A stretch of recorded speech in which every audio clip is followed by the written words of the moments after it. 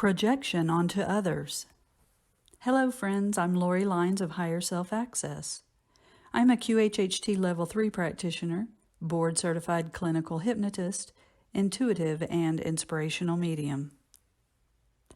Projection is the subconscious act of transferring your own unwanted traits, emotions, and behaviors to someone else.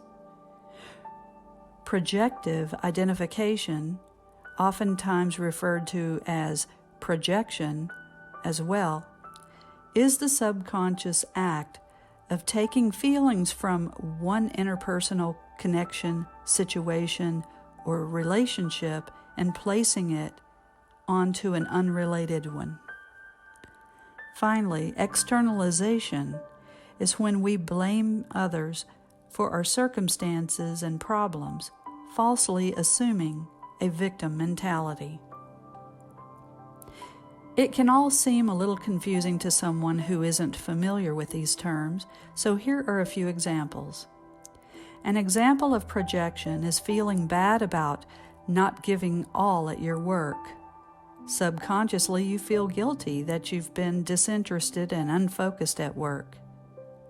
Instead of assuming responsibility, you lash out at a blameless coworker for being lazy and inconsiderate, for not doing their fair share. You took your negative feelings and placed them on your coworker. An example of projective identification is having left a relationship where you were undervalued and felt unheard, and you go to a skilled therapist and counselor. You get frustrated with them because they never hear you and often treat you with a lack of respect, unconsciously painting them with the same brush as your ex. An example of externalization would be poor money management and thoughtless spending, having you in a financial crunch. Instead of assuming responsibility for your carelessness, you blame your innocent partner for always suggesting expensive activities. Now that you know what these terms are, you may ask why we do them.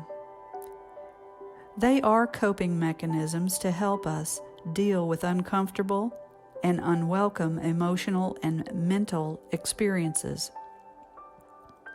The above are examples of maladaptive coping. There are different reasons why we engage in these particular maladaptive coping techniques. They can be a means to avoid shame and damage to the ego self. Some people are trying to prevent fearful or unpredictable outcomes, and for others, it is merely a consequence of trying to block these unwanted thoughts, feelings, or behaviors out of their mind. By deciding not to think about them, our quirky brains focus on them even more.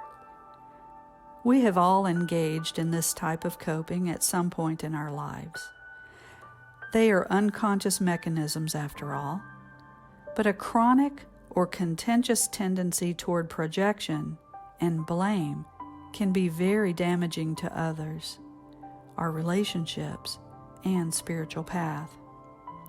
As I'm sure you can imagine, when someone is projected on or blamed when they are not guilty of the perceived offense, it can damage their self-esteem and self-worth. Over time, when someone is met with a constant barrage of projection, it can build a toxic shame within them. This toxicity can flow into all areas of life. It is why it's essential to consider and shape our interactions with empathy and compassion. The truth is, the avoidance of negative thoughts, feelings, and behaviors thwarts our own healing and spiritual growth. We cannot walk in the light if we don't first acknowledge and accept the dark or the shadow components of our past and who we are. If we project that which is undesirable in us onto others, we never get a chance to open it to the light. By projecting and blaming, we damage our sense of empowerment, our strength, and our self-worth. We assume the role of victim and cease striving to surmount our challenges and our trauma. Finally, the path to ascension is one of love, love of the self and love of others. When we project and blame, it is a victimization and a rejection of who we are. There is no room for self-love in this chronic pattern of denying our truth. Also, as mentioned, by casting unwarranted guilt on others, we can do damage to their spirit, which wrongfully impacts their path and their ability to fulfill their purpose. Love cannot be sustained in this circumstance either.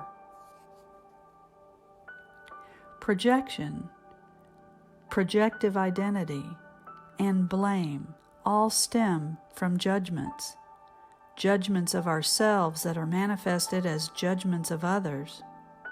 The first step in breaking the toxic pattern of maladaptive, projective coping is to release judgment.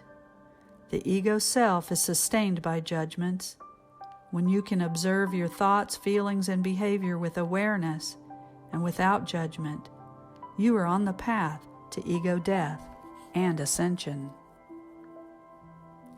Thank you for listening, and I wish you love and truth.